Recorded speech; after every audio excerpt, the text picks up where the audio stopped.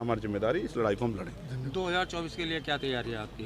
देखिए, ये जनता की लड़ाई लड़ना, जनता की आवाज़ बनना, यही मेरी लड़ाई है। इसको मैं 2024 में भी लड़ रहा हूँ, आज भी 2023 में। आप गठबंधन से लड़ेंगे कि अपनी आज़ाद समाज पार्टी से लड़ेंगे? मेरा जनता से गठबंधन हो गया है, हम जनता के गठबंधन से लड़ेंगे। और बाकी अभी तो बहुत कुछ बाकी है, आने वाले दिनों में आपको बहुत कुछ जानने का मौका मिलेगा। नगीना कंफर्म क्या? यस, नगीना लड़ेंगे। अच्छा, अगला एक छोटा मुद्दा यह है कि जैसे लोकसभा में इस समय बवाल चल रहा है कि नीमकरी को लेकर विपक्ष को गठबंधन बाहर कर दिया गया संसद से, और उधर बीजेपी वाले ये आरोप लगा रहे हैं कि साहब उपराष्ट्रपति का जो सम्मान हुआ है, बेइज्जती हुई है, तो इसे आप किस रूप में? दो चीज़ें हैं। पहला, जो सांसदों को बर्खास्त किया गया, उसमें मैंने अपनी बात रख के कहा है कि ऐसा समय जो तानाशाही का दौर आ गया, सरकार विपक्ष विहीन लोकतंत्र की कल्पना कर रही है, संसद की कल्पना कर रही है। ये लोकतंत्र की हत्या है। इसलिए मैंने कहा कि सभी सांसद 1989 की तरह इस्तीफा दे दें और सड़कों पर जनता की अदालत में चलें, और हम उनके साथ हैं सड़कों पे, जिससे कि सरकार की तानाशाही को रोका जाए। दूसरी बात,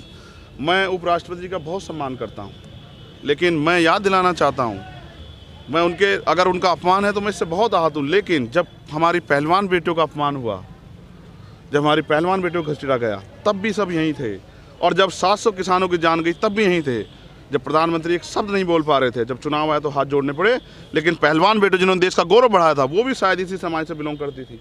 लेकिन जब उनके कपड़े फाड़े गए, उनको पीटा गया, उनको खींचा गया, तब शायद मुझे लगता है एक शब्द जो है उपराष्ट्रपति जी भी नहीं कह पाए। मुझे बहुत दुख है कि उपराष्ट्रपति जी भाजपा के इशारे पे एक गलत पिच पे खेल रहे हैं। किसानों को इसका बहुत बड़ा नुकसान होगा। मैं उनका बहुत सम्मान करता हूँ और उम्मीद है कि उनको भी खुद एहसास होगा कि वो भाजपा के तंत्र में ना फंसे। वो एक संवैधानिक पद में उस पद की गरिमा बना के और आगे बढ़ते रहे। हम सब लोग उनका सम्मान करते हैं, कोई उनका अपमान नहीं कर सकता।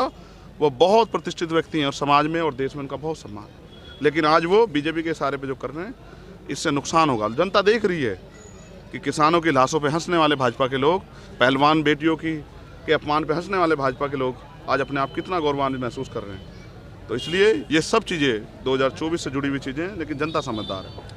अभी आपने मायावती जी के लिए परिवारवाद पे एक सवाल कहा था, कमेंट किया था कि उन्होंने आकाश आनंद को बना के परिवारवाद को बढ़ावा दिया है। नहीं, मैं परिवारवाद की बात नहीं कर रहा हूँ। बेसिकली काशीराम साहब ने जो तैयार किया था विचारों का आंदोलन, वो कमज़ोर वर्गों का संयुक्त आंदोलन था। आपने उससे कमिटमेंट किए थे। नेता की ताकत होती है उसका कमिटमेंट, उसका स्टैंड। जब नेता अपने कमिटमेंट, स्टैंड छोड़ता, विचार छोड़ता, तो समझ जाना चाहिए। देखिए, पिछले साल बहन जी ने कहा कि वो भी बहुत मजबूत है, 20 साल कहीं नहीं जाने वाले, 20 साल तक वही राजनीति करेंगे। अचानक क्या हुआ एक साल में कि आपने उत्तराधिकारी घोषित कर दिया? तो मैं समझता हूँ उनको खुद महसूस हो गया कि आज की राजनीति में वो फिट नहीं बैठ रही हैं, और चंद्रशेखर आज़ाद को रोकने के लिए जितने प्रयास कर लो। मैं इससे नहीं घबराता हूँ।